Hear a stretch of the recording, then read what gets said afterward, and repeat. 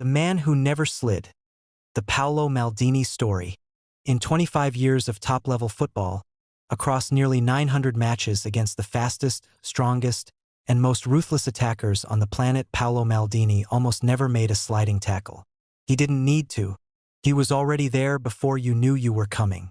This is the story of a boy born into a footballing dynasty who refused to inherit anything, and instead built the most complete defensive career the game has ever witnessed. Milan, Italy, June 1968. In a modest apartment not far from San Siro, a child is born into a family already stitched into the fabric of AC Milan. His father, Cesare Maldini, once lifted the European Cup as the club's captain. The name Maldini already means something before the boy can even walk. But greatness is never handed down. It is earned, quietly, on cracked pavement and in cramped courtyards, where a young Paolo kicks a ball against a wall for hours, imagining himself not as his father's shadow, but as something entirely his own. There is no luxury academy waiting for him. There is only obsession, repetition, and a boy who refuses to stop until the sun disappears behind the rooftops of Milan. By his early teens, whispers begin to spread through the youth ranks. Coaches notice something unusual. This boy does not chase the ball like the others. He reads it. He anticipates. While his peers scramble and lunge, Paolo simply moves a half step earlier, cutting off passing lanes before they exist.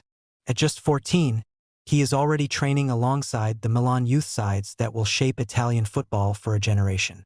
There is pressure, immense and unrelenting, in carrying a surname that belongs to a European champion. Every mistake is magnified. Every comparison is inevitable. But instead of buckling, the teenager sharpens himself against it, treating scrutiny as fuel rather than fear. Then comes the moment nobody could have scripted. January 20th, 1985. Paolo Maldini is 16 years old, barely out of adolescence, when Milan's first team is ravaged by injuries and suspensions. The manager has no choice. He turns to the boy from the academy. Thrust into a Serie A match against Udinese with almost no preparation, the teenager does not freeze. He does not shrink. He plays with a composure that defies his age, as though he has already lived this moment 1,000 times in his imagination. Nobody in that stadium fully understands it yet, but Italian football has just met its future captain. What follows is not a rapid explosion of fame, but something more remarkable: permanence. Paolo Maldini does not leave AC Milan. Not that season, not the next, not for the next 2.5 decades. While the transfer market around him churns with ambition and greed, he becomes something almost extinct in modern football: a one-club man, forged entirely in a single crest. Under the tutelage of visionary coach Arrigo Sacchi, Maldini is molded into the anchor of a defensive line that redefines how football is played. Sacchi's Milan press as one unit, defend as one organism, and at the heart of it stands a left-back turned generational leader, absorbing pressure that would break lesser players. The trophies arrive almost immediately, and they do not stop.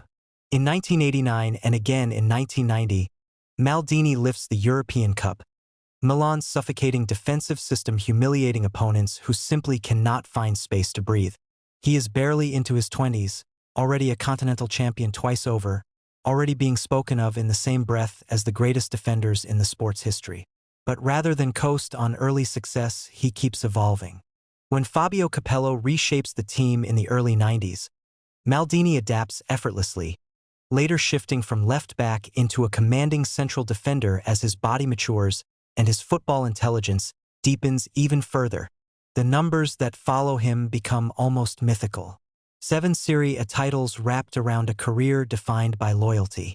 5 European Cup and Champions League triumphs, spanning 3 different decades, from 1989 through to a tearful, iconic night in Athens in 2007, when a 38-year-old Maldini lifts the trophy one final time, closing a circle that began before some of his own teammates were even born. Along the way, there is the devastating heartbreak of Istanbul in 2005, where Milan surrender a 3-goal lead to Liverpool in one of football's most stunning collapses, Maldini himself scoring inside the opening minute only to watch the trophy slip away in extra time and penalties. It is a wound that never fully heals, a reminder that even legends are not immune to football's cruelty. For Italy, the story carries both glory and heartbreak in equal measure.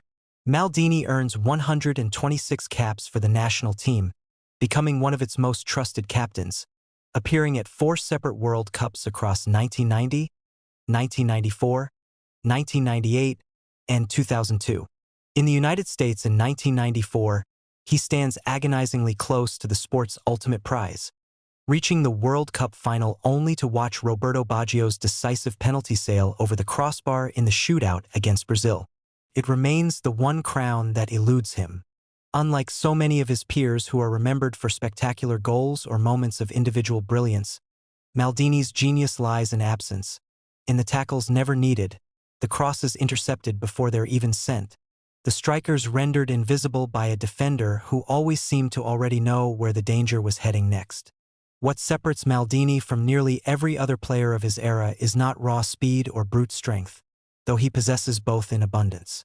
It is positional intelligence so refined that opponents often describe playing against him as suffocating, disorienting, almost supernatural.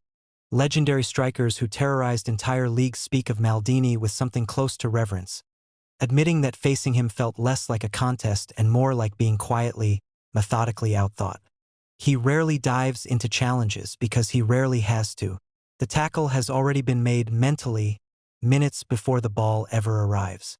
As the 2000s progress, Father Time approaches the way it approaches every athlete, relentless and unforgiving.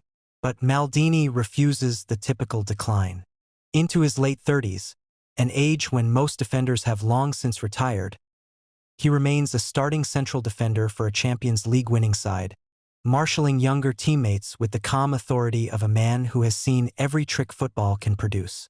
His final professional match arrives in May 2009, a farewell at San Siro so emotional that even the club's fiercest rivals pause to acknowledge what is ending. 25 years, nearly 900 appearances, all in the same red and black shirt.